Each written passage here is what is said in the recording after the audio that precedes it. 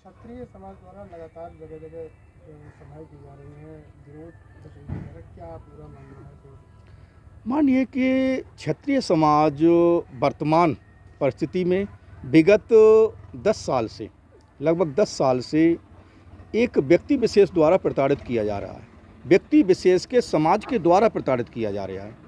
और हम जबकि देखा जाए तो हम एक कोर वोट थे कि हम लोग केवल और केवल राष्ट्रीयता को, राष्ट्र भक्त हैं, राष्ट्रीयता को ही वोट करते थे। लेकिन कब तक हम अपने ऊपर प्रताड़नाएं सहते रहें? जो प्रताड़नाओं की इंतहा हो गई और हमारे समाज को गांव-गांव में एक वर्ग विशेष, एक समाज के द्वारा प्रताड़ित करना शुरू कर दिया गया। झूठे मुकदमे लिखवाए गए, जो कि लोग हमारे पास आते थे और बताते, और हमने देखे हैं ऐसे ऐसे मुकदमे लिखवाए गए जिनका कोई भी किसी प्रकार का कोई मतलब ही नहीं था उनका। और ऐसे मुकदमे 15-15, 20-20 लोगों को वहाँ पर झूठे मुकदमों में फंसा दिया गया और उनको 6-6 महीने जेल काटनी पड़ी, और एक व्यक्ति विशेष के समाज के द्वारा। तो ऐसे में फिर हमें उतरना पड़ा अपने समाज को बचाने के लिए, और जिसने हमें प्रताड़ित किया है उसके विरोध में हम। आंवला लोकसभा बड़ी मुख्य बिंदु है, यहाँ पे काफ़ी संख्या में क्षत्रिय वोटर हैं। अब किस तरीके से देखते हैं कि क्या डायवर्जन हो रहा है? उन्हें हम मैसेज देना चाहते हैं, जो लोग प्रदेश लेवल पर और राष्ट्रीय लेवल पर ये मैसेज देते हैं कि क्षत्रिय समाज आंवला लोकसभा में 50,000 60,000 है। हम उनको ये मैसेज देना चाहते हैं कि यहाँ आंवला लोकसभा में क्षत्रिय जो है वो 4 लाख के करीब है, और उनको दिखा देंगे कि 4 लाख क्षत्रिय अगर विरोध में आ जाए तो परिणाम क्या होती हैं।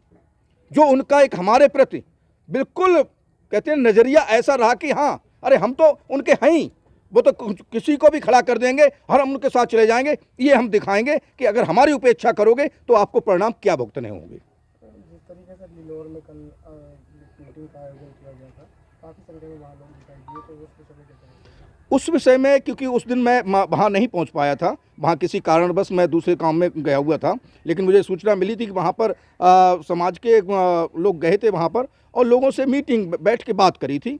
अब वहाँ पर बात करते करते अगर वहाँ के लोग एकत्रित हो जा रहे हैं तो वो एक सामाजिक गांव का लोग था कि गांव के विचार रखने के लिए अपने वहाँ पर एकत्रित हो गए थे। ऐसा कोई वहाँ पर सम्मेलन या रैली नहीं हुई थी। केवल वहाँ पर हम लोग तो अपने समाज से, अपने लोगों के पास गए थे बात करने के लिए। अगर वहाँ पर एकत्रित हो गए तो इसमें मुझे कुछ नहीं कहना। क्या बीजेपी प्रत्याशी ने क्षत्रिय समाज के ऊपर कभी इससे पहले गलत टिप्पणी की थी? नहीं, टिप्पणियाँ तो अच्छी टिप्पणी की है। नसबंदी कर रहा है, हमारे वंश खत्म कर दे रहा है, यानी क्या क्या टिप्पणी की है। वो तो पहले की बहुत अच्छी टिप्पणी उनकी रही है हमारे समाज के प्रति। क्या ऐसा कौन सा हमारे समाज ने बुरा किया है?